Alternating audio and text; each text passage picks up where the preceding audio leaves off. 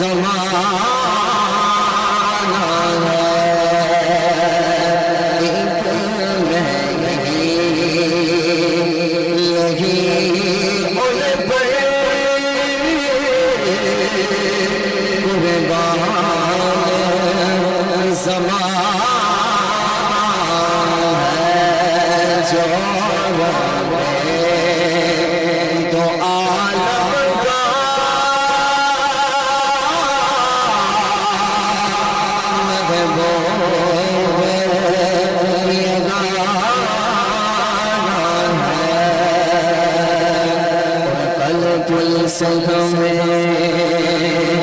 جس نے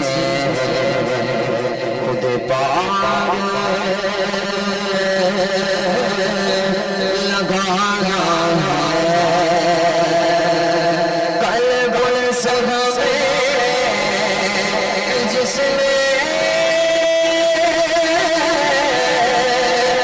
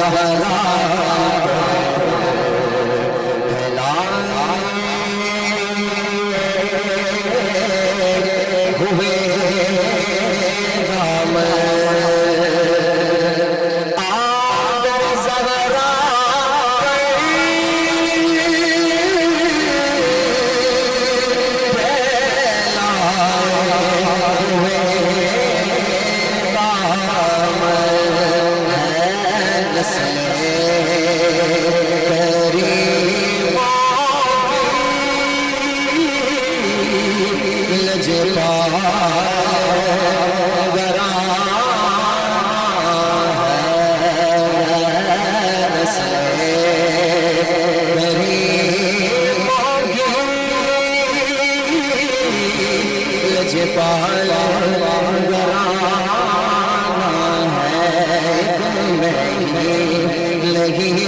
لگانا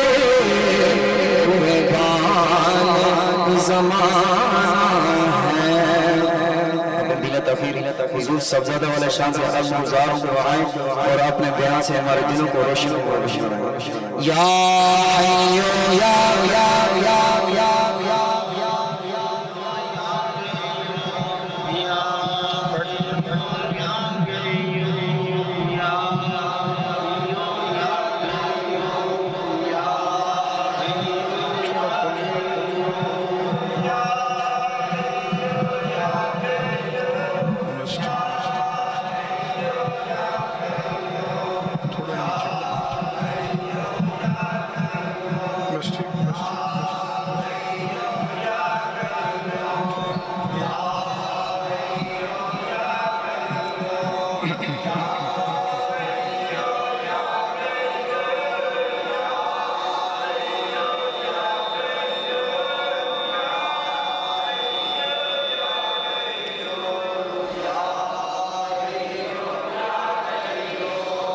لا الہ الا اللہ محمد رسول اللہ صلی اللہ علیہ وآلہ وسلم نحمده ونصلي ونسلم على رسوله الكريم اما بعد فاعوذ باللہ من الشیطان الرجیم بسم اللہ الرحمن الرحیم فَإِذَا قَرَأْتَ الْقُرْآنَ فَاسْتَعِذْ بِاللَّهِ مِنَ الشَّيْطَانِ الرَّجِيمِ آمنت بالله صدق الله ومولانا العظيم وصدق رسوله النبي الكريم الأمين إن الله وملائكته يصلون على النبي يا أيها الذين آمنوا صلوا عليه وسلموا تسليما بآواز بلند الصلاة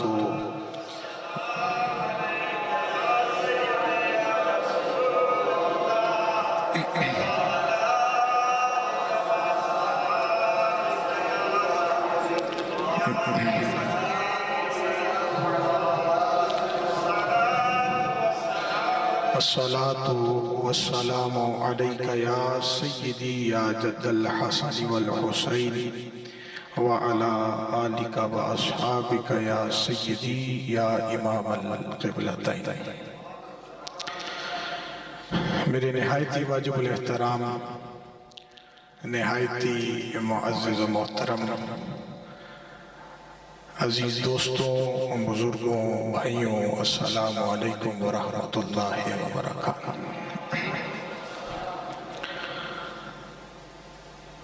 الحمدللہ العظیم کہ آج اللہ کے کرم سے، اس کے فضل سے ایک بار پھر درس قرآن و تفسیر قرآن کے سلسلہ میں ہماری یہ جو بزم انعقاد پذیر ہوتی ہے، اس کے ایک اور سیشن کے ساتھ آپ احباب کی خدمت میں حاضر ہوں اور دعا کرتا ہوں کہ اللہ تعالیٰ میرا یہ پیغام آپ تک پہنچانا اور مل بیٹھ کر ہم سب کا قرآن پاک کی شان سن کر کچھ سیکھنا اللہ اپنی بارگاہ میں قبول فرمائے۔ پچھلی جمعرات کو جو ہم تعارف قرآن کے سلسلہ میں گفتگو جاری رکھے ہوئے تھے، اس میں ہم نے ترتیب قرآن اور مضامین قرآن اور آیات کریمہ کی اقسام پر گفتگو سماعت فرمائی تھی کہ جس میں کب قرآن مجید غیر مجموعہ سے ایک جامع کتاب کی شکل میں آیا اور اس قرآن پاک میں کتنے مضمون ہیں اور اس کی آیات کی کتنی اقسام ہیں، وہ ہم نے سماعت کیا تھا، جس میں مین بات میں نے عرض کی تھی کہ قرآن کریم کے اگر آپ احباب کو یاد ہو تو میں نے عرض کیا تھا کہ 3 مضمون ہیں۔ کتنے مضمون ہیں؟ 3 مضمون ہیں۔ اول وہ آیات جس میں اللہ تعالیٰ کی حمد و ثنا، اس کی توحید و تمجید۔ دوسرا سابقہ انبیاء کرام علیہ السلام اور ان کی امتوں کے ذکر شامل، اور تیسرا احکام شریعت جس میں ہمارے رہنے، سہنے، جینے کے تمام تر احکامات اللہ نے ہمیں عطا فرمائے۔ آج چونکہ یہ قرآن کا تعارف ایسا ہے کہ جیسے قرآن شان والا ہے، قرآن کا تعارف بھی بڑی شان ہے۔ وَإِنَّهُ لَكِتَابٌ عَزِيزٌ، یہ عزت والی کتاب ہے، تو عزت والی چیز کا جب تعارف کروایا جاتا ہے نا، وہ تعارف بھی بڑا باعث عزت ہوتا ہے۔ تو تعارف تو اس کو جتنا آپ چلائیں، اس پہ سال ہر سال بھی گفتگو کی جاتی ہے، تحریری شکل میں کتابیں موجود ہیں، تالیف موجود ہے، ختم نہیں ہوتا، لیکن چونکہ ہم نے اس سے آگے بڑھ کے اس کا آغاز کریں۔ تعارف سے تفسیر کی طرف آئیں، لیکن چند کلمات تعارف کے بھی ضروری ہیں، جس میں آپ کو پتہ چلے کہ قرآن مجید فرقان حمید جس کی ہم تفسیر کو سمجھنے جا رہے ہیں، اس کے درس کو سیکھنے جا رہے ہیں، وہ قرآن دراصل ہے کیا؟ اس کیا پر میری پچھلی 3 جمعراتیں، آج چوتھی جمعرات ہے، گفتگو جاری و ساری ہے کہ قرآن ہے کیا؟ اب مضمون آئے کتنی قسم کے؟ بولی 3 قسم کے آئے۔ اب جس ذریعے سے ان 3 مضامین کو اللہ نے ایک کتاب میں 30 پاروں میں 114 سورتوں میں اور 6666 آیات کریمہ میں سمرائز کر دیا، جمع فرما دیا۔ اب وہی مضامین ہمیں جس ذریعے سے ملے ہیں آج اس ذریعے پہ بات کرتے ہیں، اور ساتھ ہی تفسیر بھی آپ کو بیان کی جائے گی۔ آج کے تعارف میں ہم اس ذریعے پر گفتگو کریں گے جس ذریعے سے قرآن، بولیے قرآن، اور وہ ذریعہ کیا ہے بچے کو پتا ہے، اس ذریعے کو وحی کہتے ہیں۔ کیا کہتے ہیں؟ بولیے کیا کہتے ہیں؟ وحی کہتے ہیں۔ آپ سب جانتے ہیں، کوئی پوچھے کہ قرآن کیسے آیا، آپ کیا کہیں گے؟ وحی کے ذریعے سے آیا۔ سب کو یہ پتا ہے کہ وحی کے ذریعے سے قرآن آیا، لیکن ہو سکتا ہے یہاں پر بیٹھے شاید ہی کسی انسان کو پتا ہو کہ وحی کا مطلب کیا ہے۔ آج آپ کو میں بتانے جا رہا ہوں کہ وحی کہتے کس کو ہے۔ جس وحی کے ذریعے قرآن مجید آیا اس وحی کو کہتے کیا ہے؟ دراصل وحی کے لغوی جو معنی ہے وہ ہے چھپا کر خبر دینا۔ یا جب میں کئی لوگوں نے پہلی دفعہ سنا ہوگا، وحی کا سب کو پتا ہے لیکن یہ نہیں پتا کہ وحی ہے کیا۔ وحی کا کیا مطلب ہے؟ چھپا کر خبر دینا۔ اور جب کلام رب کر رہا ہو اور نبی تک پہنچا رہا ہو تو کہا کائنات میں کسی دوسرے کو خبر نہیں، یہ چھپا کر بات کی جاتی ہے۔ سمجھ آ گئی اتنی بات؟ تو شرعی اصطلاح میں وحی سے مراد وہ طریقہ ہے جس میں کسی کی کوشش کو بھی دخل نہیں، کسی کے مرتبے کو دخل نہیں، کسی کی غور و فکر کو دخل نہیں، کسی کے استدلال کو دخل نہیں، کا ایسے وحی نہیں ملتی کہ بڑی عبادت کر لی، بڑے آپ تقوی کے حامل ہو گئے، زہد پر اعلی درجے پر پہنچ گئے، کہیں ایسے نہیں ملتی ہے۔ جیسے کئی حضور کے بعد جھوٹے نبی ہونے کا کئی لوگوں نے دعویٰ کیا، وہ مردود و ملعون ہوئے، نبی نہیں ہو سکتے کیونکہ لا نبی بعدی، حضور نے فرمایا میرے بعد نبی نہیں ہو سکتا۔ تو کہا کہ کوئی بہت بڑا ولی ہو سکتا ہے، بہت بڑا پروفیسر ہو سکتا ہے، کوئی بہت بڑا علم و حکمت کا دانا ہو سکتا ہے، تجربہ رکھ سکتا ہے، غور و فکر اس کی سوچ میں ہے، لیکن ایسے وحی نازل ہوتی جس پر اللہ فضل فرما دے اور چن لے، اسے چھپا کر خبر دیتا۔ اور وہ کون ہے؟ حضرت آدم علیہ السلام سے لے کر حضور تک 1.25 لاکھ نبی آئے، تو وحی کا نزول ہوا۔ جیسے جب میرے اور آپ کے آقا کریم صلی اللہ تعالیٰ علیہ وآلہ وسلم پر جب وحی کا نزول ہوا، حضور غار حرا میں تھے، حضرت خدیجہ الکبریٰ رضی اللہ تعالیٰ عنہا سے جب حضور کی شادی ہوئی، اس کے بعد حضور غار حرا میں تشریف فرما ہوئے، فرشتہ آیا، اس نے کہا اقرا پڑھیے، آپ نے فرمایا میں پڑھنے والا نہیں۔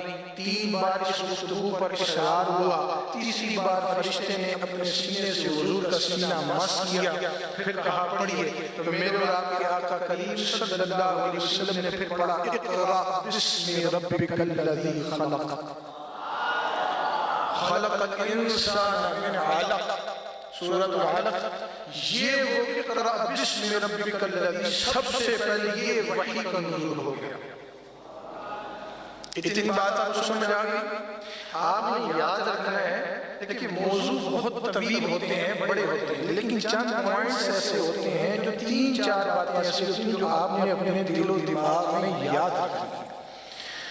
میں اگلی جمعرات بھی آپ سے پوچھوں گا کہ وحی کا مطلب کیا ہے، آپ کو یاد ہونا چاہیے. کیا مطلب ہے؟ چھپا کر خبر دینا. اب بنیادی طور پہ وحی کی بھی 3 اقسام ہیں. کتنی؟ یہ یاد کرنی ہے آپ نے. ایک ہے وحی قلبی، بولیے وحی. دوسری ہے کلام الہی. تیسری ہے وحی ملکی. وحی ملک. وحی قلبی اس وحی کو کہتے ہیں کہ اللہ تعالیٰ کسی فرشتے کے بغیر کسی واسطے کے اپنے نبی تک کوئی بات پہنچائے. اس کی 2 صورتیں ہیں. اللہ کے نبی آرام فرما رہے ہیں تب بھی وحی کا نزول ہو سکتا ہے. اس کو وحی قلبی کہتے ہیں. کیا کہتے ہیں؟ وحی قلبی کہتے ہیں. یا بیداری میں مراقبہ کی صورت بھی ہو سکتا ہے تو اس کو وحی، اس میں کسی فرشتے کی ضرورت نہیں، کسی واسطے کی ضرورت نہیں، بغیر کسی فرشتے کے اور اس کے واسطے کے اللہ تعالیٰ وہ وحی کا نزول فرماتا ہے.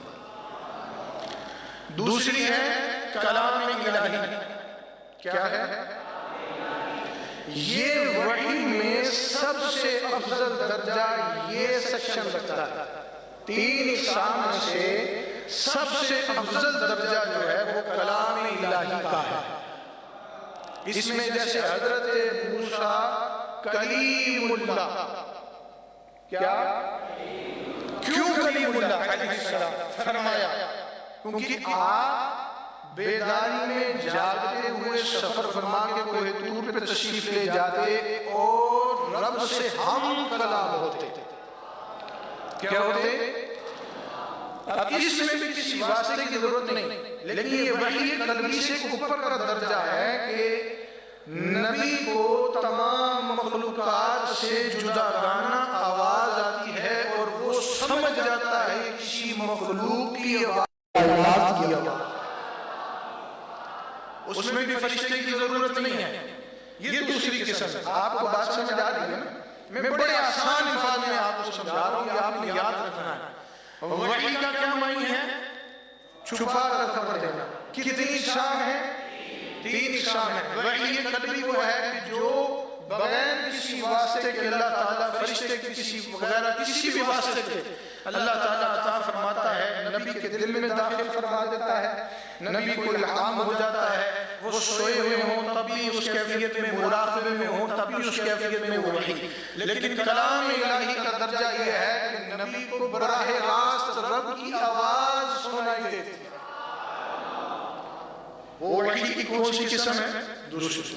تیسری قسم ہے وحی ملکی، جو فعام میں ہم سب کو پتہ ہے. آپ سے پوچھے بھی حضور پہ وحی کون لے کے آیا تھا، آپ فوراً بتائیں گے کہ حضرت جبریل امین آئے تھے علیہ السلام. لیکن باقی جو شام کا شاد و نادر کسی کو پتہ ہو یا علم سے جو تعلق رکھتے ہیں ان کو پتہ ہوتا ہے. تو وحی ملکی وہ ہے جس میں فرشتے کے ذریعے کو استعمال کیا جاتا ہے. اور اس کی بھی 3 صورتیں ہیں. کبھی فرشتہ نظر آتا ہے، کبھی نظر نہیں آتا، صرف اس کی آواز آتی ہے. اور بعض مرتبہ فرشتہ انسانی شکل میں آتا ہے اور بعض دفعہ فرشتہ اپنی اصلی صورت میں آتا ہے. ان تینوں کیفیات میں حضور کی بارگاہ میں وحی کا نزول ہوا ہے. یہ تینوں کیفیات ہیں حضور کی بارگاہ میں. اقسام بھی تینوں حضور کو ملی ہیں اور جب ہم وحی ملکی کی طرف آتے ہیں تو تینوں کیفیات میں حضور کی بارگاہ میں فرشتہ انسانی شکل میں بھی آیا، یہ بھی واقعات ہمیں ملتے ہیں، اور صرف آواز سنائی دے گی، یہ بھی واقعات ملتے ہیں، اور کبھی وہ اصلی صورت میں سامنے آ گیا، یہ بھی واقعات ملتے ہیں. تو عزیزان من، یہ وحی کی اقسام اور اس کی مطلب کے بارے میں موبائل فون بند کر دیں یا سائلنٹ اس کو کر دیں. تو یہ وحی کے مطلب اور اس کی اقسام میں گفتگو ہو گئی. اب آپ سے بھی پوچھے کہ قرآن کس ذریعے سے آپ کے پاس پہنچا ہے تو آپ کیا کہیں گے؟ اور وحی کا مطلب کیا ہے؟ چھپا کر خبر دینا۔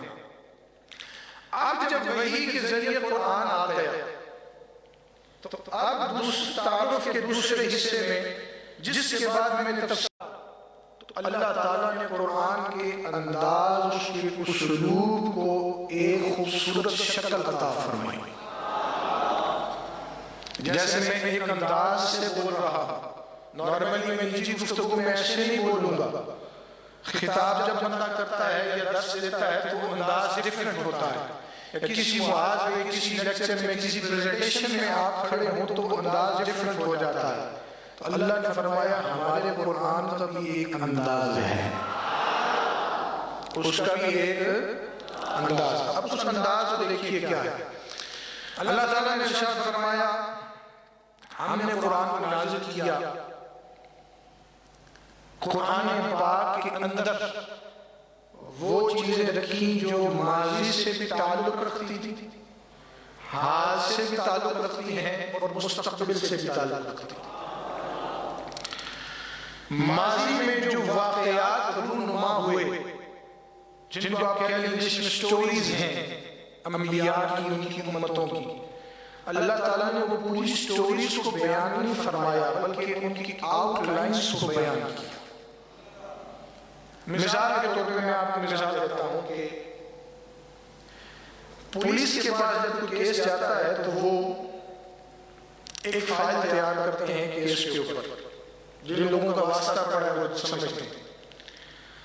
فائل جب کیس کی تیار ہوتی ہے تو اس کے پہلے پیج پہ جس نے اس کیس پہ ورکنگ کی ہوتی ہے وہ اس کی سمری کو لکھ دیتا ہے چند لائنز میں، اس کو سمرائز کرتا ہے، تمام فائل کو کنکلوڈ کر کے چند جملوں میں ہیڈنگ دے دیتا۔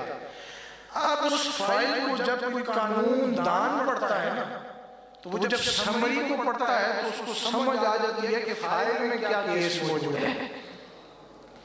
تو اللہ تعالیٰ نے فرمایا کہ قرآن پاک کا یہ زندہ معجزہ ہے، ہم نے سٹوریز کو بیان نہیں کیا، ہم نے ان کی آؤٹ لائنز کو بیان کیا، ہم نے ان کے پوائنٹس کو بیان کیا، ان کے فیکٹس کو بیان کیا، ان کی سمریز کو بیان کیا کہ جب تم ایک لائن پڑھو گے نا، ایک لائن، تمہارا تصور پوری سٹوری کی طرف چلا جائے گا۔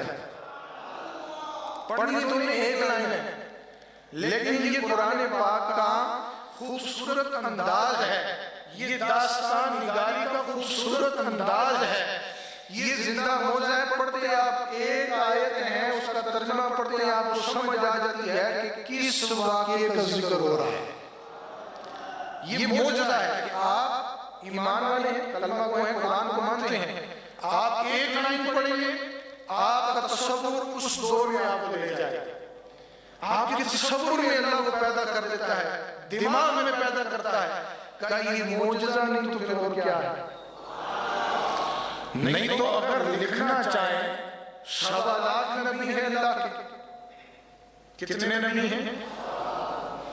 ایک نبی کی زندگی پر اگر لکھنا شروع کیا جائے، اللہ ہمیں عطا فرماتا تو کیا ایک کتاب کافی تھی؟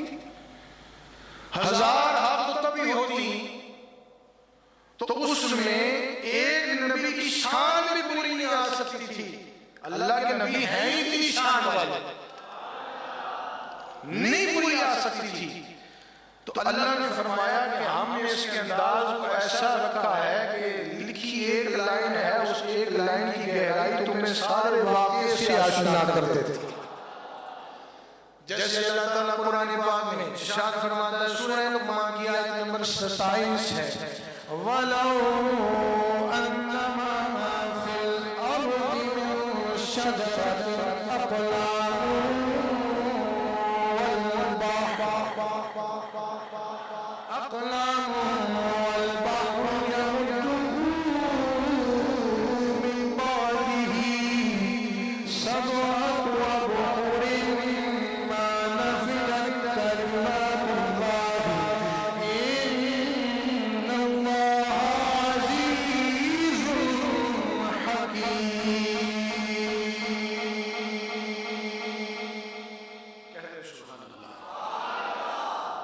اب سنیے اس کا ترجمہ سنیں. اللہ تعالیٰ فرماتا ہے زمین میں جتنے درخت ہیں نا اگر وہ قلم بن جائے، جتنے سمندر ہیں وہ دوات بن جائیں یعنی انک بن جائے، سیاہی بن جائے، اور پھر 7 سمندر ان کو اور روشنائی دے، تب بھی اللہ کی باتیں لکھنے سے ختم نہیں ہو سکتی. جتنے درخت ہیں دنیا کے اگر وہ قلم بن جائے، سمندر دوات بن جائے، لکھتے جائیں، دنیا ختم ہو سکتی ہے، سنے رب کی باتیں نہیں ختم ہو سکتی. لیکن اللہ نے فرمایا کہ ہم نے تمہیں قرآن دیا ہے، ایک کتاب میں سب کچھ دے دیا. اس سب کچھ سے مراد یہ نہیں کہ 1400 سال پہلے والے معاملات کا نہیں، قرآن آج بھی تازگی بخشتا ہے. قرآن کل کو بھی تازگی بخشے گا، کسی دور میں غلط ثابت نہیں ہوا. تو قرآن پاک اپنی زبان کے اعتبار سے، ادب کے اعتبار سے، حکمت کے اعتبار سے اور تعلیم کے اعتبار سے معجزہ ہے. آپ کھول کے پڑھیے تو صحیح آپ کو خود فیل ہوگا کہ یہ معجزہ ہے یا نہیں. اب یہ میں نے آج ایک بات آپ کو بتا دی نا، اب اس بات کو ذہن میں رکھ کے آپ ایسے کسی ایک سورت کو پڑھ لیں، آپ کو سمجھ آ جائے گی یہ واقعی معجزہ ہے. تو قرآن مجید فرقان حمید کی مانند انسان قاصد رہا کہ ایک آیت بھی لا سکے. آج جدید دور ہے، کتنا ٹیکنالوجی بیسڈ دور ہے. آج کے دور میں بھی آپ کسی سے کہیں کہ بھی قرآن مجید جیسا کلام لا دو یا قرآن مجید جیسی ایک سورت، جیسی مثل سورت لا دو یا ایک آیت لا دو، آج جدید دور میں بھی ساری انسانیت قاصر ہے. یہ معجزہ نہیں تو پھر وہ کیا ہے؟ تو قرآن مجید کا ایک جو اسلوب ہے نا وہ منظر نگاری ہے، جس کو میں نے آسان الفاظ میں کیا کہ قرآن پاک کی آیات ایسے متحرک لفظوں کو استعمال کرتی ہیں کہ ان کی مدد سے ایک منظر ذہن میں آتا ہے اور اس منظر سے آپ کو یوں لگتا ہے کہ آپ اس واقعے تک پہنچ گئے ہیں. ہوتی ایک ہی بات ہے لیکن اس منظر سے آپ کے ذہن کو، دل و دماغ کو اللہ وسعتیں عطا فرما دیتا ہے. آپ یوں کہہ رہے ہیں کہ آیت ایک ہے، منظر نگاری کی زندگی اللہ نے اس میں انجیکٹ کر دی ہے. جب آیت آپ پڑھتے ہیں صرف پڑھتے نہیں ہیں، آپ کے ذہن میں تصور بھی آ جاتا ہے. یہ قرآن مجید کا اسلوب ہے، بیان کرنے کا انداز ہے. پہلے ہم نے سمجھا کہ وحی کا مطلب کیا ہے، وحی کی اقسام کیا ہے. جب وحی کے ذریعے قرآن ہے تو پھر انداز کیا ہے، اسلوب کیا ہے. مثال کے طور پہ میں ایک دو مثالیں دے دیتا ہوں. آپ جب اس مثال کا ترجمہ سنیں گے نا، آپ سب کے ذہن میں تصور آئے گا. آپ تجربہ کر کے دیکھ لیں، میں سنانے لگا ہوں. قیامت کی جب بات ہوئی، ابھی رونمانی برپانی ہوئی قیامت، اللہ تعالیٰ سورۃ مزمل کے اندر ارشاد فرماتا ہے، 14 نمبر آیت ہے. اللہ تعالیٰ ارشاد فرماتا ہے یوم ترجف الارض والجبال وکانت الجبال کثیبا مہیلا. ترجمہ سنیں، تصور آ جائے گا. اللہ فرماتا ہے، قیامت کا ذکر نہیں فرمایا. اللہ فرماتا ہے جس دن زمین اور پہاڑ کانپنے لگیں گے. ایک جملہ ہے. اب کسی بچے سے بھی پوچھ لینا جو تھوڑا سا علم رکھتا ہو، قرآن پڑھا ہو، اس سے پوچھیں بھی کس دن کا ذکر ہو رہا ہے، کہے گا یار یہ تو قیامت کے دن کا ذکر ہو رہا ہے. حالانکہ قیامت کا ذکر نہیں ہے، شاید میں صحیح لفظ نہیں ہے، لیکن اللہ تعالیٰ نے ارشاد فرمایا یوم ترجف الارض والجبال وکانت الجبال کثیبا مہیلا. فرمایا جس دن زمین و پہاڑ کانپنے لگیں گے اور پہاڑ ریت کی شکل مسلمے بن جائیں گے۔ اب جملہ یہ ہے، آپ کے ذہن میں منظر نگاری شروع ہو جاتی ہے کہ پہاڑ کانپ رہے ہوں گے اور ریت کی شکل اختیار کر رہے ہوں گے، زمینیں کانپ رہی ہوں گی۔ کوئی پوچھے کس دن کانپیں گے؟ آپ کہیں قیامت کے دن کانپیں گے۔ یہ قرآن کا اسلوب ہے، اس کا انداز ہے، اس کا بیان ہے۔ وہ کہتا ہے کہ ہم انداز ایسے اپنائے ہوئے ہیں کہ شارٹ بات کرتے ہیں، لیکن اس شارٹ بات میں تمہیں سب کچھ سمجھا دیتے ہیں، مختصر بات میں سب کچھ۔ سورۃ المزمل کی آیت نمبر 17 میں بھی ایک مثال ہے۔ اللہ تعالیٰ ارشاد فرماتا ہے فَكَيْفَ تَتَّقُونَ إِن كَفَرْتُمْ يَوْمًا يَجْعَلُ الْوِلْدَانَ شِيبًا۔ تو اس دن تم کیوں کر بچو گے جو بچوں کو بھی بوڑھا کر دے گا۔ اب کوئی پوچھے کس دن کا ذکر ہو رہا ہے؟ آپ فوراً بولیں گے، علم نہ بھی رکھتے ہو تو کیا بولیں گے؟ بھی قیامت کے دن کا۔ کوئی کہہ دیتا ہے اس آیت میں تو قیامت کا لفظ ہی نہیں استعمال، کہا کہ چلے یار قرآن کا یہی تو اسلوب ہے، وہ یہی تو معجزہ ہے کہ وہ بیان اتنی بات کرتا ہے، تمہارا دماغ اتنی بات سوچ لیتا ہے۔ یہ اس کا انداز ہے جو بچوں کو بوڑھا کر دے گا اور آسمان پھٹ جائیں گے اس دن۔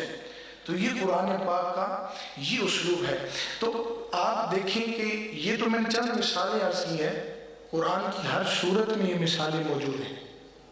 انشاءاللہ جب ہم تفسیر شروع کریں گے نا، ساتھ ساتھ جو آیات آئیں گی ان پہ گفتگو کرتے رہیں گے، اس کی تفسیر میں جائیں گے، لیکن میں نے جلدی سے تفسیر کی طرف بڑھنا ہے کیونکہ آج ہم نے آغاز کرنا ہے۔ اب اس میں چند اختتامی باتیں، تعارف کے سیکشن میں چند اختتامی باتیں آپ کی سمجھ، پھر ہم تفسیر کی طرف بڑھتے ہیں کہ قرآن مجید فرقان حمید تاریخی واقعات کی تفصیلات نہیں بلکہ موضوعات کی مناسبت سے چند اجزاء کا ذکر کرتا ہے۔ مثال کسی نبی کے ساتھ کوئی واقعہ پیش آیا نا، تو اللہ نے پورے واقعے کو نہیں بیان فرمایا، جو واقعے کی اجزاء اس امت کے لیے ضروری تھے نا، اللہ نے ان اجزاء کو بس لکھ دیا۔ لیکن جب وہ آپ اجزاء پڑھتے ہیں نا تو آپ کے تصور میں پورا واقعہ آ جاتا ہے، پورا واقعہ آ جاتا ہے۔ پھر قرآن مجید کا اسلوب جو ہے، اس کا انداز جو ہے وہ خطیبانہ ہے، وہ تالیفانہ نہیں ہے۔ اس جملے کو ذرا سمجھیں، میں خطاب کر رہا ہوں، بہت ساری چیزوں کو آدھے پونے گھنٹے میں کنکلوڈ کر کے آپ کی سماعتوں تک پہنچانا ہے، یہ ہو گیا انداز خطیبانہ۔ کیا ہو گیا؟ یا انداز تقریری کہہ لیں اس کو، تقریر کرنا خطیبانہ کہہ لیں۔ تو فرمایا قرآن کا انداز خطیبانہ ہے، وہ بہت چیزوں کو تھوڑے سے وقت میں آپ تک پہنچاتا ہے۔ نہیں تو اگر تالیفانہ ہوتا نا تو آج ہمارے پاس مثالیں موجود ہیں، قرآن کی ہی ایک ایک آیات پر کئی کتابیں چھپی ہوئی ہیں، کئی کتابیں چھپی ہوئی ہیں، ایک ایک آیت کے اوپر، ایک ایک واقعے کے اوپر چھپی ہوئی ہیں۔ کیوں؟ کیونکہ وہ انداز تالیفانہ ہو جاتا ہے۔ تو قرآن نے فرمایا ہمارا انداز خطیبانہ ہے، تمہیں معجزے کی صورت میں ہم عقل کو اتنی وسعت دے دیں گے کہ جب جب تم پڑھو گے تم سمجھو کہ یہ معجزہ بھی ہے اور تمہاری ایمان کو تازگی بھی عطا فرمائے۔ لیکن اب اس گفتگو کے اختتام میں ایک چھوٹی بات آپ سب کی ایمان کی تازگی کے لیے، تاکہ اس گفتگو کے ساتھ ساتھ تھوڑا سا ہمارے جو دلوں کی دھڑکن اور عشق کے معاملات ہیں نا، چونکہ میلاد پاک آ رہا ہے تو انداز قرآن کا ہر چیز میں خطیبانہ ہے، تالیفانہ نہیں ہے، لیکن جب حضور کی بات آتی ہے نا پھر ڈیٹیل بیان کی جاتی ہے۔ ہر دیکھیں 1.25 لاکھ نبی آئے، میں نے عرض کی، ہر نبی کی اپنی اپنی ایک شان ہے، پوری زندگی ہے ان کی، کتنے واقعات پیش آئے ہوں گے، کیسا وقت گزرا ہوگا، کیسی تکلیفیں اٹھائی ہوں گی، سب کچھ لکھا جاتا تو پھر بات ایک کتاب میں مکمل، جیسے فرمایا قلم اگر بن جائیں، سارے درخت قلم بن جائیں، سمندر دوات بن جائیں، پھر بھی اللہ کی باتیں لکھنے سے ختم نہیں ہوتی ہیں۔ تو لیکن جب حضور کی بات آئی نا، پھر اللہ نے فرمایا اب انداز خطیبانہ نہیں بلکہ تالیفانہ ہوگا۔ صرف حضور کی بات کیسے؟ کہا حضور کے جب چہرے کا ذکر آتا ہے تب بھی آیت نازل ہوتی ہے، حضور کی جب چھلکتی زلف مبارک کا ذکر آتا ہے تب بھی آیت نازل ہوتی ہے، حضور کے سینہ پاک کا ذکر آتا ہے تب بھی آیت نازل ہوتی ہے، حضور کے مقام و مرتبے کا ذکر آتا ہے تب بھی آیت نازل ہوتی ہے، حضور کا جہانوں پر رحمت بن کے اترنا جب یہ ذکر آتا ہے فرمایا تب بھی آیتیں نازل ہوتی ہیں، حضور کے اسوہ حسنہ ہو تب بھی آیات نازل ہوتی ہیں۔ تو چند مثالیں آپ کے ایک ایمان کی تازگی کے لیے میں آپ کو سنانے لگا ہوں، کہہ دیں سبحان اللہ۔ ویسے تو سارا قرآن حضور کی نعت ہے، لیکن جب صریحتاً حضور کی ذات پاک کا ذکر ہوگا نا براہ راست، پھر ڈیٹیل بیان کی جائے گی۔ قرآن نے ایک ایک ادا کا ذکر کیا ہے، ایک ایک ادا کا ذکر کیا ہے، جیسے سورۃ البقرہ شریف میں آیت نمبر 119 اللہ تعالیٰ نے ارشاد فرمایا اِنَّا أَرْسَلْنَاكَ بِالْحَقِّ بَشِيرًا وَنَذِيرًا۔ چونکہ ملاد شریف کا بھی ہم ساتھ استقبال کر رہی ہیں، اس لیے میں نے کہا یہ چند باتیں آپ کی سماعتوں کی نظر کر دوں۔ اللہ تعالیٰ نے ارشاد فرمایا بے شک ہم نے آپ کو حق کے ساتھ بھیجا خوشخبری اور ڈر سنانے والا۔ سورہ الانبیاء کے اندر اللہ تعالیٰ نے 107 نمبر آیت کے اندر ارشاد فرمایا وَمَا أَرْسَلْنَاكَ إِلَّا رَحْمَةً لِلْعَالَمِينَ۔ کس کے لیے رحمت بنا کر بھیجا؟ بولیے کس کے لیے؟ جہانوں کے لیے رحمت بنا کر بھیجا۔ سورہ توبہ آ گئی آیت نمبر 128 لَقَدْ جَاءَكُمْ رَسُولٌ مِّنْ أَنفُسِكُمْ عَزِيزٌ عَلَيْهِ مَا عَنِتُّمْ حَرِيصٌ عَلَيْكُمْ بِالْمُؤْمِنِينَ رَءُوفٌ رَحِيمٌ۔ بے شک تمہارے پاس تشریف لائے تم میں سے وہ رسول کہ تمہارا مشقت میں پڑ جانا جن کی ذات پر گراں گزرتا ہے، تمہاری بھلائی کی نہایت چاہنے والے مومنین پر کمال مہربان ہے۔ کون ہے؟ وہ حضور ہیں۔ ایسے ہی سورہ احزاب کے اندر آیت نمبر 21 ہے فرمایا لَقَدْ كَانَ لَكُمْ فِي رَسُولِ اللَّهِ أُسْوَةٌ حَسَنَةٌ۔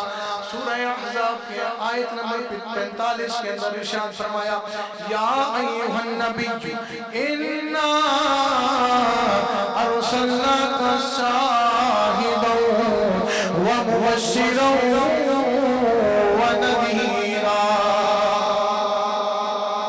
اور اس سے بڑی نعت کیا ہو سکتی ہے کہ سورہ احزاب کے اندر اللہ تعالیٰ آیت نمبر 56 کے اندر ارشاد فرماتا ہے ان اللہ وملائکتہ یصلون علی النبی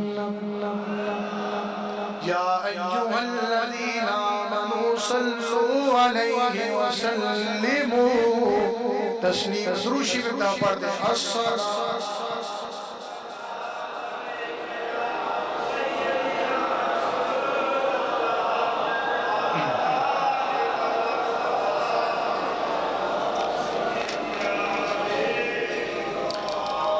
تو اب ذکر یہ وہ چند آیات ہیں جیسے چہرہ پاک کا ذکر ہے تو والضحیٰ فرمایا واللیل فرمایا، سینہ پاک کا ذکر آیا الم نشرح لک صدرک فرمایا، حضور کو جو عطا ہوا جب اس خزانہ کوثر کا ذکر آیا تو فرمایا انا اعطینا کل کوثر۔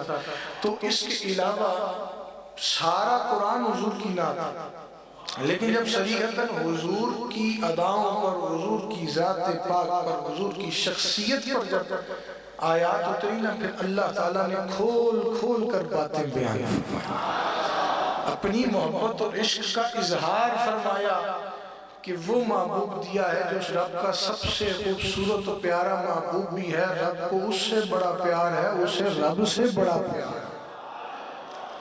تو ہم پورے طور پہ تو تعلیمات قرآن بیان کرنے سے قاصر ہیں, لیکن بطور اختصاراً اور تبرکاً یہ میں نے ضروری سمجھا کہ یہ آج ہم استقبال ماہ میلاد کی صورت میں 1-2 منٹ یہ بھی گفتگو کر رہے ہیں.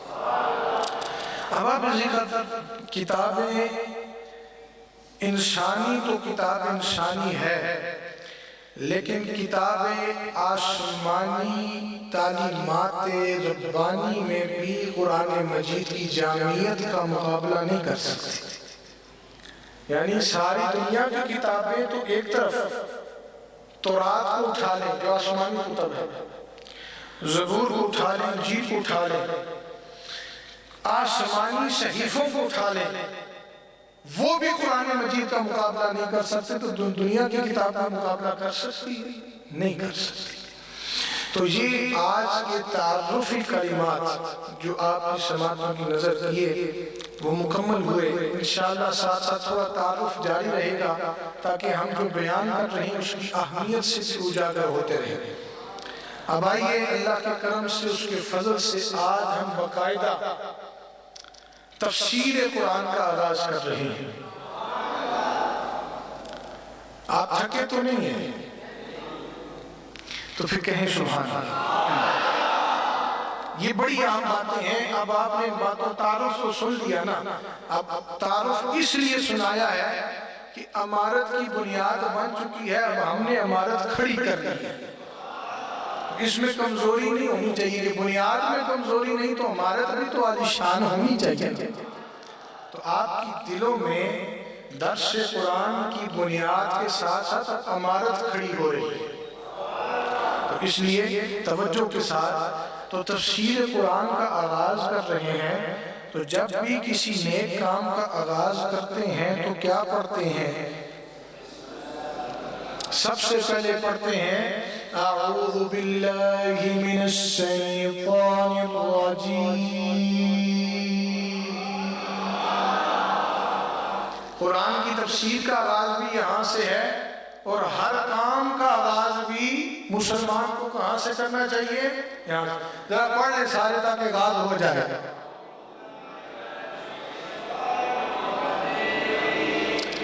اعوذ باللہ من الشیطان الرجیم.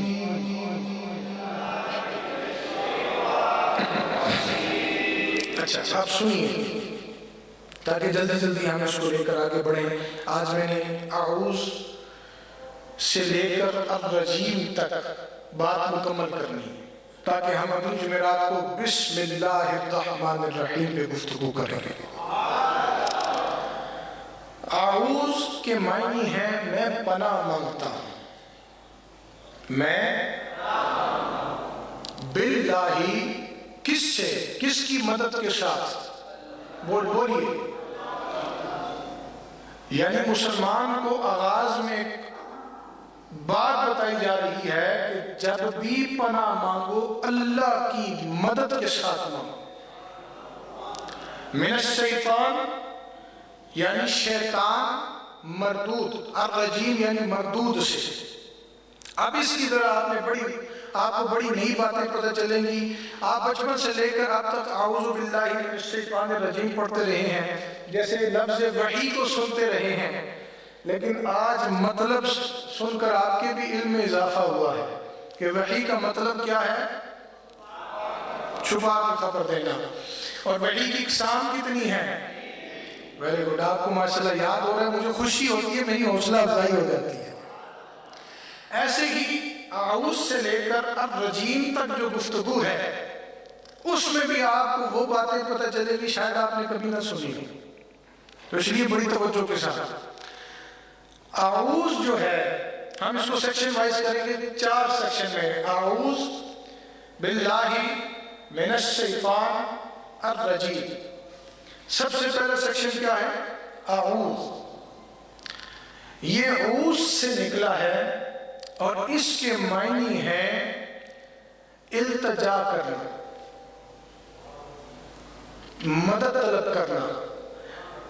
اس لیے اس ورڈ کو استعمال کیا باللہ کے ساتھ، یعنی اللہ کے ساتھ جوڑا گیا کہ التجا کرنی ہے تو اللہ کی بارگاہ میں کرنی ہے، مدد طلب کرنی ہے تو اللہ سے طلب کرنی ہے، اور کچھ طلب کرنا ہے، کچھ مانگنا ہے، جیسے پناہ مانگ رہے ہیں تو کس سے مانگنی ہے؟ اللہ سے، کیونکہ شیطان مردود کے عملوں سے اللہ ہی ہمیں پناہ دے سکتا ہے، اللہ ہی ہمیں۔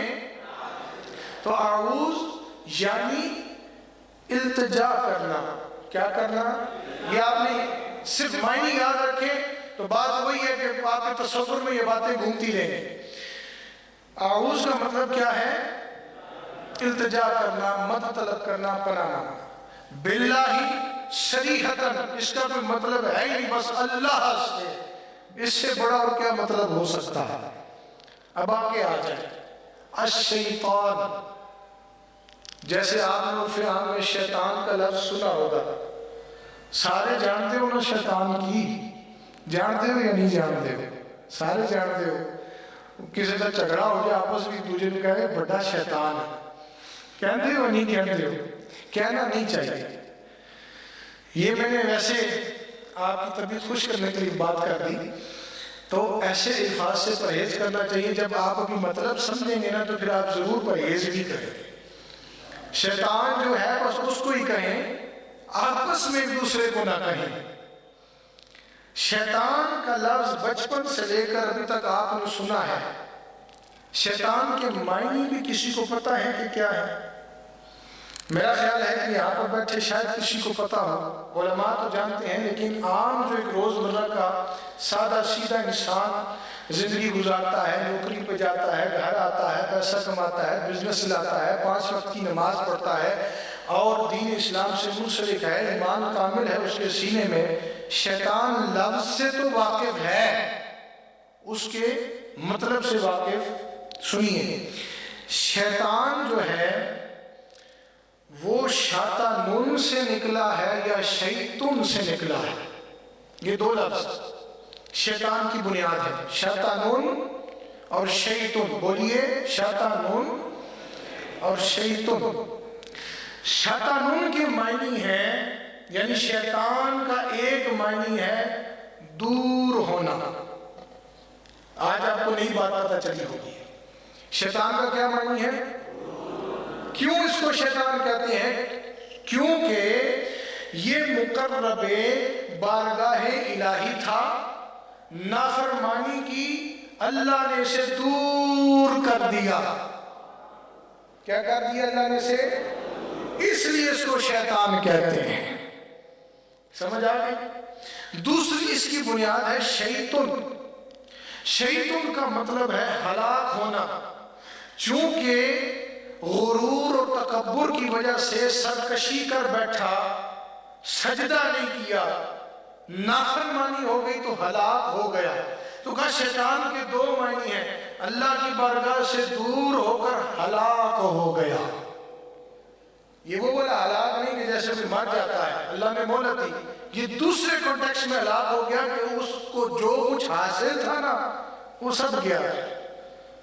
یہاں تک حدیث میں بات آتی ہے کہ کائنات کا کوئی ایسا حصہ نہیں تھا جس میں ابلیس نے سجدہ نہ کیا ہو، لیکن ایک آدم کے سامنے سجدہ نہیں کیا، حکم کی نافرمانی ہوئی اور پھر کیا ہو گیا؟ رب کی بارگاہ سے دور ہو گیا، ہلاک ہو گیا سرکشی کی وجہ سے۔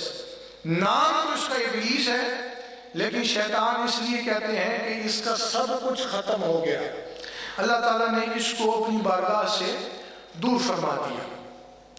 اب جو آیت کریمہ میں نے خطبے میں پڑھی، سورہ نحل کی 98 نمبر 98 نمبر آیت کریمہ ہے، اللہ تعالیٰ قرآن پاک میں فرماتا ہے فَإِذَا قَرَأْتَ الْقُرْآنَ فَاسْتَعِذْ بِاللَّهِ مِنَ الشَّيْطَانِ الرَّجِيمِ۔ اللہ فرماتا ہے کہ جب یہ دور ہو گیا نا تو اس دور ہونے کا ذکر کیسے فرمایا کہ جب تم قرآن کریم پڑھو، آج ہم قرآن پاک کی تفسیر کا آغاز کر رہے ہیں تو اللہ فرماتا ہے جب بھی تم قرآن کریم پڑھو یا پڑھنے کا ارادہ کرو تو اللہ کی پناہ چاہو راندے ہوئے شیطان سے، یعنی جو ہلاک ہو گیا ہے، جو دور ہو گیا ہے، اس شیطان سے تم پناہ مانگو۔ پھر ورڈ آتا ہے اعوذ ہو گیا باللہ من الشیطان، آخر میں کیا آتا ہے؟ الرجیم۔ کیا آتا ہے؟ یہ رجومن سے نکلا ہے، اور رجومن کے معنی ہیں نکالنے کے۔ ویسے علماء نے مردود بھی لکھا ہے، لیکن اس کی جو لغت ہے نا رجومن کی، جیسے رجم ہے، رجومن ہے، رجیمن ہے، تو فرمایا اس کا ایک معنی نکالنے کا۔ چونکہ شیطان آگ ہونے کے باوجود، ابلیس آگ ہونے کے باوجود فرشتوں کی جماعت میں شامل تھا، نافرمانی کی، اللہ نے نکال دیا، اس لیے بھی اس کو شیطان کہتے ہیں۔ وہ نکل گیا، نکال دیا، وہ رجیم ہو گیا، مردود ہو گیا، رجومن ہو گیا، رجم ہو گیا، یعنی نکالا ہوا ہو گیا۔ اب سنیے گا کہ جب اس نے تکبر و نافرمانی کی تو سورہ حجر آیت نمبر 34 اور 35 ہمیں اس احوال کو بیان کرتی ہے۔ ارشاد باری تعالیٰ ہوتا ہے کہ قَالَ فَخْرُجْ مِنْهَا فَإِنَّكَ رَجِيمٌ۔ یہ اس کے رجیم یعنی نکالنے کا ذکر ہو رہا ہے۔ ایک جگہ پہ مردود معنی ہوا، ایک جگہ پہ کیا معنی ہوا؟ نکالنے کا۔ قَالَ فَخْرُجْ مِنْهَا فَإِنَّكَ رَجِيمٌ وَإِنَّكَ عَلَيْكَ اللَّعْنَةُ إِلَىٰ يَوْمِ الدِّينِ۔ اللہ تعالیٰ نے ارشاد فرمایا تو یہاں سے نکل جا، یعنی رجیم ہو جا۔ قال فخرج منها فإنك رجیم، نکل جا۔ کس بات پر؟ نافرمانی کی۔ پس بے شک تو مردود ہے اور بے شک تجھ پر روز جزا تک کے لیے لعنت پڑتی رہے گی، لعنت پڑتی رہے گی تجھ پر۔ اللہ تعالیٰ نے ارشاد فرمایا۔ اب یہ گفتگو ہو رہی ہے، آگے چلیے سورہ حجر کی آیت نمبر 36 سے 38 تک۔ شیطان کچھ کہنے لگا، اس کو قرآن پاک نے کوٹ فرمایا۔ شیطان کیا کہتا ہے؟ ابلیس وہ کہتا ہے قَالَ رَبِّ فَأَنذِرْنِي إِلَىٰ يَوْمِ يُبْعَثُونَ قَالَ فَإِنَّكَ مِنَ الْمُنذَرِينَ إِلَىٰ يَوْمِ الْوَقْتِ الْمَعْلُومِ۔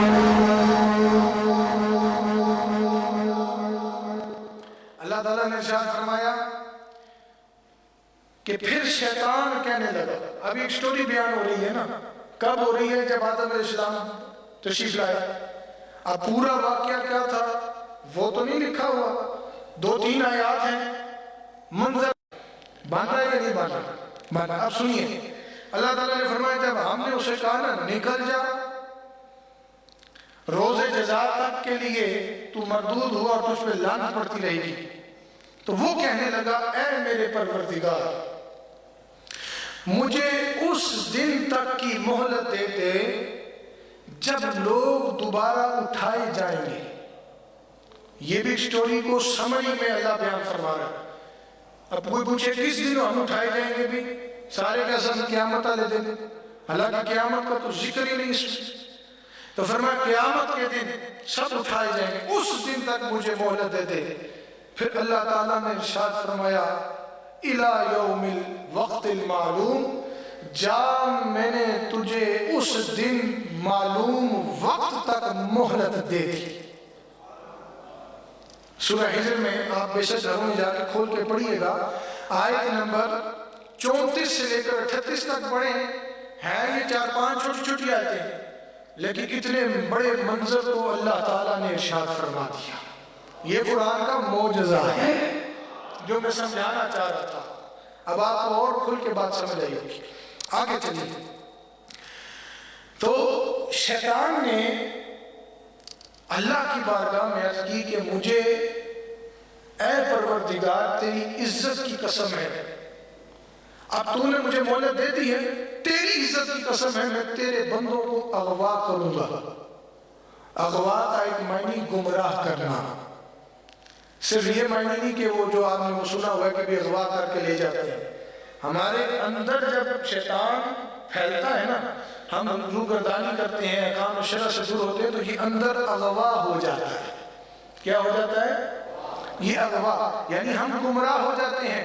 تو وہ کہنے لگا مجھے تیری عزت کی قسم ہے کہ اے رب کائنات میں تیرے بندوں کو اغوا کروں گا، یعنی گمراہ کروں گا، سیدھی راہ سے بھٹکاؤں گا، اور انہی کی برائیوں کو انہی کی نظروں میں اچھا کر دکھاؤں گا۔ اب آپ دیکھیں، آپ بیٹھے ہیں، آپ کی زندگی میں یقیناً آپ کے ساتھ ایسے معاملات پیش آتے ہوں گے، یہ آپ سے ہو جاتے ہوں گے، یہ آپ کے ساتھ ہوتے ہوں گے کہ بظاہر آپ کو لگتا ہوگا یہ بڑا ٹھیک کام میں کر رہا ہوں، لیکن دراصل وہ اللہ کی ناراضگی کا باعث بنتا ہے وہ کام۔ کیوں؟ ہمیں سمجھ ہی نہیں آ رہی ہوتی کہ ہماری ہی برائی کو شیطان ہماری نظروں میں اچھا کر کے دکھاتا ہے۔ اس کا ایسا حملہ مخفی ہے۔ میرے اور آپ کے کریم آقا علیہ السلام نے ارشاد فرمایا کہ شیطان تمہاری رگوں میں نا خون کی طرح دوڑتا ہے، خون کی طرح، جیسے یہ خون دوڑ رہا ہے آپ کی رگوں میں، دل پمپ کر رہا ہے، حضور نے فرمایا ایسے تمہاری رگوں میں شیطان دوڑتا ہے، اور جب وہ حملہ کرتا ہے مخفی ہوتا ہے، تمہیں پتہ ہی نہیں چلتا کہ تم پہ حملہ ہو گیا۔ تو صحابہ نے عرض کی حضور اس سے بچنے کا کیا ذریعہ ہے؟ حضور نے فرمایا بس اعوذ باللہ من الشیطان الرجیم پڑھ لیا کرو۔ کیا پڑھ لیا کرو؟ اچھا پھر وہ کہنے لگا، جب اس نے کہا نا مجھے تیری عزت کی قسم ہے یا رب کریم میں ان کو گمراہ کروں گا، تیرے بندوں کو گمراہ کروں گا، اور تو مجھے ایک معلوم وقت کے لیے مہلت دے دے۔ اللہ نے فرمایا میں نے دے دی مہلت، لیکن پھر اللہ تعالیٰ نے ارشاد فرمایا جو میرے بندے ہیں، میری گفتگو اختتام کی طرف جا رہی ہے، جو میرے بندے ہیں ان پر تیرا بس نہیں چلے گا۔ سورہ نحل کے اندر 99 اور 100 نمبر آیت میں اللہ نے ذکر فرما دیا۔ اللہ تعالیٰ ارشاد فرماتا ہے اِنَّهُ لَيْسَ لَهُ سُلْطَانٌ عَلَى الَّذِينَ آمَنُوا وَعَلَىٰ رَبِّهِمْ يَتَوَكَّلُونَ۔ اللہ تعالیٰ ارشاد فرماتا ہے اس کا ان لوگوں پر کوئی بس نہیں چلتا جو ایمان لے آئے اور اپنے پروردگار پر بھروسہ کرتے ہیں۔ تو پھر پوچھا کہ مولا کس پر بس چلتا ہے؟ آگے 100 نمبر آیت میں اللہ تعالیٰ ارشاد فرماتا ہے انما سلطانہ علی الذین یتولونہ والذین هم بہ مشرکون۔ اللہ نے فرمایا جو ایمان لے آئے میرے بندے ہو گئے، مجھ پر بھروسہ کرتے ہیں، ان پر اس کا بس۔ پھر مولا کن پر چلتا ہے؟ اللہ فرماتا ہے کہ جو اس کو اپنا سرپرست بناتے ہیں، یعنی شیطانی رستے پر چل چل کے اس کو اپنا سرپرست بناتے ہیں اور گمراہ ہوتے ہیں، اس پر ان کا بس چلتا ہے، اور یہی وہ لوگ ہیں جو رب سے شریک ٹھہراتے ہیں، یہی وہ لوگ ہیں۔ اب اگر قرآن پاک کو دیکھا جائے تو ہمیں بے شمار واقعات ملتے ہیں کہ جس میں اللہ کا جو بندہ ہے وہ شیطان کے حملے سے کیسے بچا۔ مثال کے طور پہ آ جائیں، آپ کو میں عظیم بارگاہ میں لے چلتا ہوں۔ حضرت ابراہیم خلیل اللہ علیہ السلام، ذوالحجہ شریف کا آغاز ہوا، خواب دیکھا قربانی کرو قربانی کرو۔ طویل واقعہ میں شارٹ ٹرم میں بیان کر رہا ہوں، آپ نے پہلے بھی میرے سے سنا ہے لیکن یہاں پہ بیان کرنا ضروری ہے۔ 10 ذوالحجہ شریف کی شب تک خواب دیکھتے رہے، آخری دور آتے جب آئی تو کہا مولا میں کیا چیز قربان کروں؟ اللہ نے فرمایا اپنے فرزند حضرت اسماعیل کو قربان علیہ السلام۔ 10 ذوالحجہ کی صبح اٹھے، مائی صاحبہ سے فرمایا مائی صاحبہ تیار فرما دیجئے۔ مائی صاحبہ حاجرہ سلام اللہ تعالیٰ علیہ نے تیار فرمایا، سینے سے لگایا، چل پڑے۔ جب نکلے نا شیطان آ گیا۔ کون آ گیا؟ مائی صاحبہ وہ کہنے لگا کہ آپ کو پتہ ہے یہ کہاں جا رہے ہیں؟ مائی صاحبہ نے فرمایا دوست کی دعوت پہ جا رہے ہیں۔ کہا نہیں، یہ اپنے بیٹے کو قربان کرنے جا رہے ہیں۔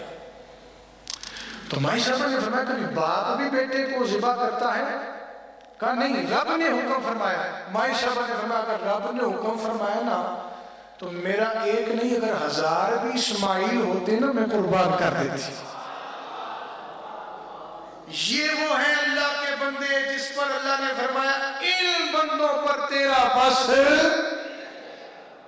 ادھر سے جوتی کھائی، مار پڑی۔ حضرت اسماعیل علیہ السلام چھوٹی عمر ہے لیکن بندہ کس کا ہے؟ اللہ کا بندہ ہے، اللہ کے نبی ہیں۔ گیا کہنے لگا بیٹا آپ کو پتہ ہے والد کہاں لے جا رہے ہیں؟ کہا دوست کی ضیافت پہ جا رہے ہیں۔ کہا نہیں، وہ آپ کو ذبح کرنے لے جا رہے ہیں۔ کہا کبھی باپ نے بھی بیٹے کو ذبح کیا ہے؟ کہا ان کو اللہ نے حکم دیا ہے۔ تو حضرت اسماعیل علیہ السلام نے فرمایا اگر اللہ نے میرے والد کو حکم فرمایا تو انشاءاللہ مجھے صابر بھی پائیں گے، مجھے شاکر بھی پائیں گے۔ شیطان کا پھر بس ان بندوں پر نہیں چلتا۔ دوسرا حملہ ناکام ہوا۔ آگے سنیے، ابراہیم علیہ السلام کے پاس گیا، کہنے لگا ابراہیم عجیب بات ہے، ایک خواب کے اوپر آپ بیٹا قربان کر رہے ہیں۔ خواب تو ایسے بھی آ جاتے ہیں جیسے سب کو آتے ہیں، ہر خواب سچا تو نہیں ہوتا۔ تو آپ نے فرمایا اے مردود و معلوم مجھ سے دور ہو جا، رب کا حکم ہو گیا ہے۔ اسماعیل خود سے نہیں دنیا میں آیا تھا، رب نے دیا تھا نا، اسی کی بارگاہ میں پیش کرنے جا۔ آج بھی وہ تاریخ گواہ ہے، اب حج کرنے جائیں نا جب تک اس مقام پہ کنکریاں نہیں نا 3 شیطانوں کو پڑتی ہیں تو مزہ نہیں آتا، حج کا مناسک رہ جاتا ہے، حج مکمل نہیں ہوتا۔ کہا یہ وہ یادیں عظیم مثال دنیا میں آج بھی زندہ موجود ہے۔ اللہ نے فرمایا تو کہتا تھا گمراہ کروں گا، میرے بندوں پر تیرا بس۔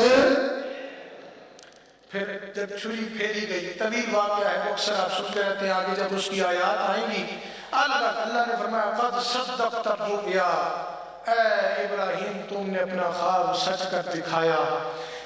چھری کے نیچے مینڈا آ گیا اور پھر اللہ اکبر لا الہ الا اللہ اللہ اکبر وللہ الحمد کی صدا۔ یہ ایک بات ہو گئی، قرآن بھرا پڑا ہے باتوں سے۔ ایک اور بات آپ کو سنا دیتا ہوں پھر ہم اس کو اختتام کرتے ہیں، جو میرے دل کے بڑی قریب ہے۔ یہ بات مجھے بڑی پسند ہے، اکثر جب میں قرآن سے کھولتا ہوں تو یہ آیات میں ضرور پڑھتا ہوں۔ حضرت یوسف علیہ السلام کا جب قصہ رب نے بیان فرمایا تو طویل پہلا رکوع آپ پڑھیں تو 34 نمبر آیت پہ پہنچے تو اللہ تعالیٰ ارشاد فرماتا ہے اذ قال یوسف لأبیہ یا ابت انی رأیت احد عشر کوكبا والشمس والقمر رأیتهم لی ساجدین۔ شیطان کو یہاں پہ کیا معاملہ پیش ہے شیطان کے ساتھ سنیے گا۔ اللہ فرماتا ہے جب یوسف علیہ السلام نے اپنے والد سے کہا میں نے خواب دیکھا 11 ستاروں کو، سورج کو، چاند کو، وہ مجھے سجدہ کر رہے۔ تو اب آگے آیت نمبر 5 میں اللہ کے ارشاد فرماتا ہے، سورہ یوسف آپ کھول کے پڑھیے گا، آپ کو بڑا مزہ آئے گا یہ واقعہ پڑھنے کا۔ آیت نمبر 5 میں اللہ تعالیٰ ارشاد فرماتا ہے قال یا بنی لا تقصص رؤیاک علی اخوتک فیکیدوا لک کیدا۔ اللہ تعالیٰ نے کیا ارشاد فرمایا؟ کہ جب یوسف علیہ السلام نے اپنے والد محترم کو خواب سنایا تو آپ بھی اللہ کے نبی ہیں، بندہ کس کا ہے؟ اور یہ وہ بندے ہیں جس پر شیطان کا بس نہیں چلتا ہے۔ تو والد نے حضرت یعقوب علیہ السلام نصیحت فرمائی، قرآن نے وہ نصیحت لکھ دی، فرمانے لگے بیٹا آپ نے جو خواب دیکھا ہے نا اپنے بھائیوں کو مت بتانا، ان سے ذکر، اگر ان کو پتا چل گیا وہ یقیناً کوئی چال چلیں گے، پرفریب چال چلیں گے، لیکن وہ خود سے نہیں چلیں گے، شیطان ان سے چلوائے گا۔ کیوں؟ کیونکہ ان الشیطان للانسان عدو مبین۔ یعقوب علیہ السلام نے فرمایا شیطان انسان کا کھلا دشمن ہے، شیطان انسان کا۔ اب دیکھیں نبی کی جو اللہ تعالیٰ نے اس کی بات نظری رکھی ہے، اس کو جو سوچ عطا فرمائی ہے، جو وسعت عطا فرمائی ہے، جو اللہ نے اس کے سینے کو نبوت کی روشنی سے منور کیا ہے، تو اللہ نے فرمایا یہ وہ میرے بندے ہیں جن پر تیرا بس نہیں چل سکتا۔ یہ تو چھوٹی چھوٹی باتیں میں نے کر دیا، میں اختتام کی طرف جا رہا ہوں۔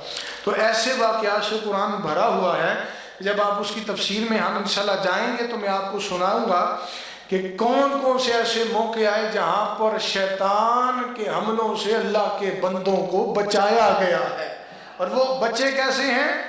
اللہ کے فضل سے بچے ہیں، کیونکہ وہ اللہ کے بندے ہیں، حملہ ان کا نہیں کامیاب۔ بعد میں پھر وہ طویل واقعہ ہے کہ جو بھائیوں نے معاملات کیے، کنویں میں پھینک دیا، وہ سارے معاملات ہوئے، لیکن یعقوب علیہ السلام نے تنبیہ فرما دی تھی، آپ کو گائیڈ لائن دے دی، کیونکہ یوسف علیہ السلام بھی اللہ کے نبی ہیں، آپ بھی، والد محترم بھی اللہ کے نبی، اللہ کے بندے ہیں، ان کو پتا تھا اب اس معاملے میں اگر کوئی گڑبڑ کروا سکتا ہے نا، وہ اور کوئی نہیں، وہ شیطان کروا سکتا ہے۔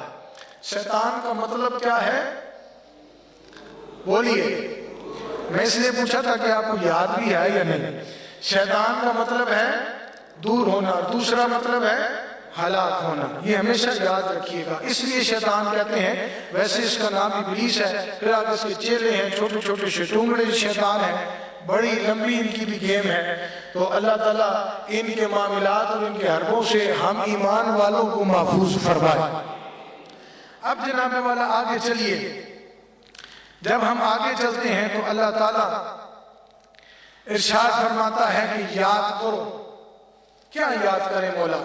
اللہ تعالیٰ ارشاد فرماتا ہے سورہ بقرہ کے اندر، ارشاد فرماتا ہے وَإِذْ قَالَ رَبُّكَ لِلْمَلَائِكَةِ إِنِّي جَاعِلٌ فِي الْأَرْضِ خَلِيفَةً قَالُوا أَتَجْعَلُ فِيهَا مَن يُفْسِدُ فِيهَا وَيَسْفِكُ الدِّمَاءَ وَنَحْنُ نُسَبِّحُ بِحَمْدِكَ وَنُقَدِّسُ لَكَ قَالَ إِنِّي أَعْلَمُ مَا لَا تَعْلَمُونَ۔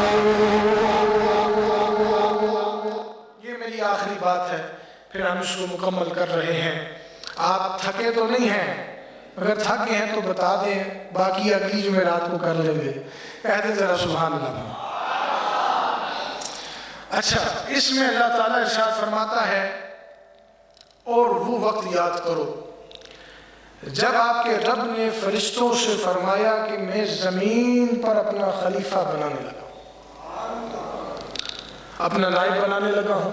انہوں نے عرض کی مولا زمین میں کسی ایسے شخص کو کیوں نائب بنائے گا جو آ کر فساد پھیلائیں، خون ریزیاں کریں؟ مولا ہم ہیں، تیری تسبیح بھی کرتے ہیں، تیری حمد و تحلیل بھی کرتے ہیں، ہم جو عبادت کر رہے ہیں کیا کافی نہیں؟ اللہ تعالیٰ نے ارشاد فرمایا انی اعلم ما لا تعلمون، جو میں جانتا ہوں وہ تم نہیں جانتے۔ اب یہ واقعہ کیا پیش آیا؟ آدم علیہ السلام کا ملائکہ سے مقابلہ ہو گیا، مناظرہ کہہ لیں، مقابلہ کہہ لیں، مقابلہ ہو گیا۔ اللہ تعالیٰ نے بنا تو دیا آدم علیہ السلام کو، اب فضیلت علمی ظاہر کرنی تھی، مقابلہ کروا دیا۔ آدم علیہ السلام کے قلب میں اللہ نے اپنے اسم پاک کا علم داخل فرمایا، اور صرف یہ نہیں کہ وہ چند اسم پاک تھے، بلکہ ایک ایک اسم کے اندر کتنی بڑی علم کی دنیا تھی وہ اللہ جانے یا آدم علیہ السلام جانے۔ بہت بڑی علم کی دنیا اللہ نے ان کے سینے میں پیدا فرما دی۔ اب فرشتے جو سوال کریں آدم علیہ السلام ٹھک سے جواب ارشاد فرمائے۔ جتنے سوال کیے آدم علیہ السلام نے جواب ارشاد فرمایا، فضیلت علمی ظاہر ہو گئی۔ آدم علیہ السلام کو فرشتوں نے مان لیا، اللہ نے حکم فرمایا انہیں مان کے وہ سجدہ کرو، سجدہ کرو ان کو۔ سارے فرشتوں نے سجدہ کیا، ایک نہیں کیا تو کس نے نہیں کیا؟ ابلیس شیطان نے نہیں کیا۔ جب نہیں کیا تو اللہ تعالیٰ نے فرمایا اے ابلیس تجھے کس چیز نے روکا، کس چیز نے روکا تو نے میری نافرمانی کی، کس چیز نے؟ تو کہنے لگا کہ وہ مٹی سے بنا ہے، میں آگ سے بنا ہوں، میں فضیلت رکھتا ہوں، میں آگ ہونے کی باوجود میں مٹی کو سجدہ کیوں کروں؟ اللہ نے فرمایا تو رجیم ہو گیا، تو نکالا گیا، تو مردود ہو گیا، تو شیطان ہو گیا، تو دور ہو گیا، تو ہلاک ہو گیا۔ تو اس لیے میرے اور آپ کے کریم آقا علیہ السلام نے ارشاد فرمایا کہ جب بھی آپ کسی کام کا آغاز کریں یا نہ کریں، ایمان آپ کے دل میں ہے تو اعوذ باللہ من الشیطان الرجیم ضرور پڑھتے رہا کریں، کیونکہ شیطان آپ کے خون کے اندر، رگوں کے اندر خون کی طرح دوڑتا ہے، آپ کو پتہ بھی نہیں چلتا، آپ اس کے حملے کا شکار ہو جاتے ہیں۔ پھر ایک حدیث پاک میں حضور شافع محشر نور مجسم سرکار ابد قرار صلی اللہ تعالی علیہ وسلم نے ارشاد فرمایا کہ اس سے بچنے کا ایک اور طریقہ بھی ہے کہ آیت الکرسی شریف پڑھی جائے، اور ایک حدیث میں یہ الفاظ ہیں کہ جہاں پر آیت الکرسی شریف کثرت سے پڑھی جائے وہاں نہ شیطان داخل ہوتا ہے نہ چور داخل ہوتا ہے، یہ چوروں سے بھی بچاتی ہے، یہ گھر کے مال کے چوروں سے بھی بچاتی ہے، یہ ایمان کے ڈاکوؤں سے بھی بچاتی ہے۔ اور پھر ایک حدیث میں حضور نے فرمایا اس سے بچنے کا ایک اور بھی وظیفہ ہے، لا حول ولا قوت الا باللہ العلی العظیم، یہ فرمایا۔ اب جب یہ وظیفہ ہم پڑھتے ہیں تو ہمیں حضور غوث پاک کا ایک واقعہ یاد آتا ہے، اختصاراً عرض کر دیتا ہوں۔ محو مراقبہ ہے، ایک روشنی نمودار ہوئی، آواز آئی اے میرے عبد القادر چھوڑ دو عبادت کو، تم بخشے ہوئے ہو، میں تم سے راضی ہوں، تم مجھ سے راضی۔ آپ نے پڑھا لا حول ولا قوت الا باللہ العلی العظیم۔ جب یہ پڑھا نا 3 دفعہ، وہ روشنی اندھیرے میں تبدیل ہو گئی، آواز آئی اے عبد القادر آج تیرے علم نے تجھے بچا لیا ہے۔ آپ نے فرمایا اے رجیم ہوئے شیطان، نکالے ہوئے شیطان، مردود شیطان پھر سے حملہ کرتا ہے، مجھے میرے علم نے نہیں، مجھے میرے اللہ کے فضل نے بچایا ہے۔ تو جہاں نبی اللہ کے بندے ہیں نا ان پر بس نہیں چلتا، وہاں ولی بھی اللہ کے بندے ہیں ان پر بھی بس نہیں چلتا۔ ہم کیوں اولیاء کی بارگاہ میں آتے ہیں؟ کیوں دامن اطہر سے وابستگی اختیار کی ہے؟ کیوں؟ کیونکہ سب سے پہلے ہم اس شیطان سے تو بچیں۔ تو سن تو بیعت تو ہونا، پہلی نیتیں رکھیا کرو شیطان تو جان چھوڑ سے، شیطان سے بچیں گے، مردود سے بچیں گے، رجیم ہوئے بچیں گے، نکالے ہوئے سے بچیں گے، ہلاک ہوئے سے بچیں گے۔ اب وہ کیسے بچ سکتے ہیں؟ کہا جیسے یہ غلامان غوث اعظم بچے بیٹھے ہوئے، اثرات ہو جاتے ہیں، شیطان کا حملہ ہو بھی جاتا ہے، لیکن جب آپ جو آتے ہیں نا بارگاہ میں اور فیض پاتے ہیں، بیٹھتے ہیں، صحبت اختیار کرتے ہیں، تو وہ اندر سب کچھ پھر سے ویسا ہو جاتا ہے جس میں رب کی رضا شامل حال ہوتی ہے۔ تو یہ وہ اللہ کے بندے ہیں جن پر اس کا بس نہیں چلتا ہے۔ تو جب بھی کسی کام کا آغاز کریں، قرآن کریم کی تلاوت کریں تو کیا پڑھیں؟ ذرا طرز کے ساتھ پڑھیں، اختتام ہو رہا ہے۔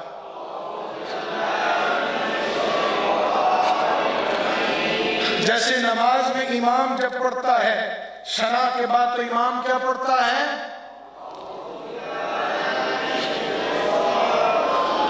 تو حضور نے فرمایا کہ ہر کام سے پہلے آپ اعوذ باللہ من الشیطان الرجیم پڑھیں. اور میرے کریم آقا علیہ السلام کا ارشاد ذیشان پاک ہے، اس میں بہت ساری احادیث ہمیں ملتی ہیں اس کی فضیلت میں. ایک دو آپ کی بارگاہ میں عرض کر کے بات ختم کر رہا ہوں. حضور نے فرمایا ایک شخص تھا، اس کو اس قدر غصہ آیا کہ غصے کی وجہ سے اس کے منہ سے جھاگ نکل رہی تھی. صحابہ بیٹھے ہوئے حضور اس کو دیکھ رہے تھے. تو حضور نے صحابہ سے فرمایا اگر یہ اعوذ باللہ من الشیطان الرجیم پڑھ لے تو اس کی حالت ٹھیک ہو جائے گی. تو جب بھی آپ کو غصہ آئے، کسی پر بھی آئے، غصے میں کبھی صحیح فیصلے بھی ہوتے ہیں لیکن زیادہ تر غلط فیصلے ہو جاتے ہیں. تو کہا جب غصے سے بچنا ہو تو کیا کریں؟ پھر میرے اور آپ کے آقا نے ارشاد فرمایا جو شخص، یہ اب آپ کے لیے تعلیمات ہیں، ان کو اپنائیں، اپنی زندگی کا حصہ بنائیں. حضور نے فرمایا جو شخص روزانہ 10 مرتبہ اعوذ پڑھے گا، اللہ ایک فرشتہ اس کے لیے مقرر کرتا ہے جو شیطان کے حملوں سے اس ایمان والے کو بچاتا ہے. پھر صحیح بخاری شریف میں بھی حدیث ہے، صحیح مسلم شریف میں بھی حدیث ہے. حضرت ابو ہریرہ رضی اللہ تعالیٰ عنہ روایت کرتے ہیں کہ رسول اکرم صلی اللہ علیہ وسلم نے ارشاد فرمایا شیطان تم میں سے کسی کے پاس آتا ہے، وہ نظر نہیں آتا، نظر انسانی شکل تو اس کی ہے نہیں، وہ نظر نہیں آتا. جیسے یہ فرشتے بیٹھے ہیں، سارا کھاتا لکھا جاتا ہے لیکن نظر نہیں ہے. تو اس کو بھی ایسی شکل اللہ نے عطا فرمائی جو انسانی آنکھیں اس کو دیکھنے کا ادراک نہیں کر سکتی ہیں. تو کہا وہ نظر نہیں آتا لیکن تمہارے دماغ میں وسوسہ پیدا کرتا ہے کہ فلاں چیز کو کس نے پیدا کیا، فلاں کو کس نے پیدا کیا، یہاں تک کہ وسوسہ اس عروج پہ پہنچتا ہے کہ آپ یہ سوچتے ہیں کہ اللہ کو کس نے پیدا کیا. اکثر آپ نے دیکھا ہوگا کہ کبھی آپ کو ایسے ہی بیٹھے بیٹھے ایسے خیالات آ جاتے ہیں. بچنے کا طریقہ بتا رہا ہوں، وہ شیطان کی طرف سے ہوتے ہیں کیونکہ شیطان کا حربہ مخفی ہے. آپ کی برائیاں بھی آپ کو اچھائیاں کر کے دکھائے گا. آپ سوچ رہے ہوں گے بھی اللہ کو کس نے پیدا کیا. حضور نے فرمایا یہ خیال شیطان پیدا کرتا ہے. جب تم اس نہج پہ پہنچ جاؤ تو پڑھو اعوذ باللہ من الشیطان الرجیم، تو تمہارے ذہن سے وہ خیال زائل ہو جائیں گے، دور ہو جائیں گے. پھر صحیح مسلم شریف میں اور ابن ماجہ شریف میں بھی حدیث پاک ہے. حضرت جابر بن عبداللہ انصاری رضی اللہ تعالیٰ عنہ روایت کرتے ہیں کہ حضور نے فرمایا کہ تم میں سے کوئی بندہ ایسا خواب دیکھ لے جو اس کی طبیعت پر گراں گزرے، یعنی یوں سمجھیں برا خواب دیکھ لیا، گندا خواب دیکھ لیا، برا خواب دیکھ لیا، کوئی ایسی چیز دیکھ لی کہ آپ گھبرا کے اٹھتے ہیں. سب کے ساتھ ایسے معاملات پیش آتے ہیں زندگی میں. تو حضور نے فرمایا کہ وہ پھر اٹھ کر اپنی بائیں جانب 3 بار تھوکے اور پھر 3 بار پڑھے اعوذ باللہ من الشیطان الرجیم، اور پھر اپنا جو پہلو ہے اس کو تبدیل کر کے سوئے، یعنی ایک کروٹ پہ ہے تو چینج کر رہا ہے. تو اللہ تعالیٰ اس خواب کے شر سے اس بندے کو محفوظ رکھتا ہے. اور پھر ابو داؤد شریف میں حدیث پاک ہے، حضرت جابر بن عبداللہ انصاری رضی اللہ عنہ سے روایت، حضور نے فرمایا جب رات کے وقت تمہیں کتوں اور گدھوں کی بھونکنے کی آواز آئے نا تو تم تب بھی اعوذ باللہ من الشیطان الرجیم پڑھا کرو، کیونکہ وہ دیکھ رہے ہوتے ہیں، تم نہیں دیکھتے. ان کی نظروں کے سامنے شیطان گزرتا ہے تب وہ بھونکتے ہیں. تو اس لیے جب ان کے بھونکنے کے بعد، اکثر گاؤں کے علاقوں میں آج بھی ہوتا ہے، رات کا وقت ہوتا ہے، اگر گدھا بھونک رہا ہے یا کتا آواز نکال رہا ہے تو حضور نے فرمایا ایسے معاملے میں بھی کیا پڑھو، اعوذ باللہ من الشیطان. تو عزیزان من، یہ تھی آج کی تفسیر جو اختصاراً اور تبرکاً اس کو سمرائز کر کے میں نے آپ کی خدمت میں پیش کیا کہ اعوذ باللہ من الشیطان الرجیم کا مطلب کیا ہے، اس کے فضائل میرا اور آپ کا حامی و ناصر ہو۔ والسلام علیکم ورحمۃ اللہ وبرکاتہ، وآخر دعوانا ان الحمدللہ رب العالمین۔ الحمدللہ رب العالمین والعاقبۃ للمتقین والصلاة والسلام علی سید الانبیاء والمرسلین۔ اللہم صلی علی سیدنا مولانا محمد وعلی آل سیدنا مولانا محمد وبارک وسلم۔ الہ العالمین پروردگار عالم، جتنی خوشی کے ساتھ اور جتنے اہتمام کے ساتھ یہ احباب درس قرآن سننے آئے ہیں، مولا اس قرآن عظمتوں والی عزتوں والی کتاب کا فیض ان کو نصیب فرما۔ آج اس درس سے ہمیں سیکھنے اور رجیم ہوئے شیطان کے شر سے مولا ہم سب کو اپنی پناہ عطا فرما۔ مولا تجھ سے ہی مانگتے ہیں